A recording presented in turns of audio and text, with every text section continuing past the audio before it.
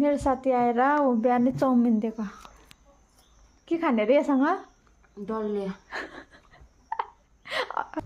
उसलाई चाहिँ डल्लेसँग खाने रे अब एउटा डल्ले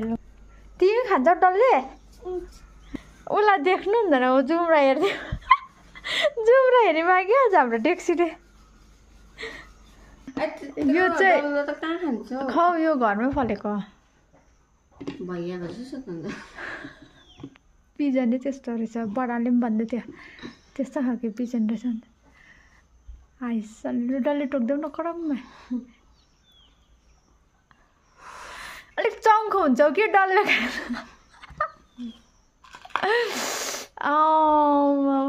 दामी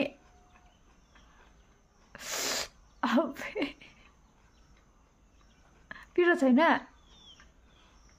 गन्दा छैन पिरो त पिरो छ नि है कम्ती पिरो तिमीहरूलाई त पिरो ज्यादा खाएर पनि होला हौ के यस्तो पनि नलागेको आज खाने डल्ले आज खाने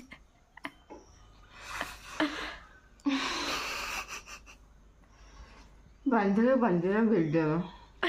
के दामी खाइदेऊ त अन्त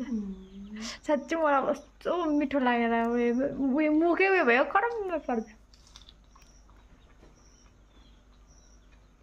तर पनि तिमी किन झुक्रेको यत्रो डल्ले खाएर अलिक चङ्को भएन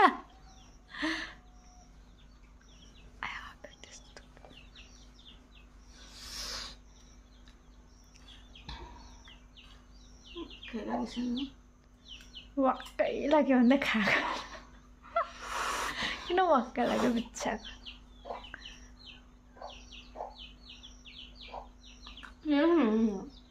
एउटा पिरो निकालिदिउँ यहाँ आधी काटेर खान्छौ भयो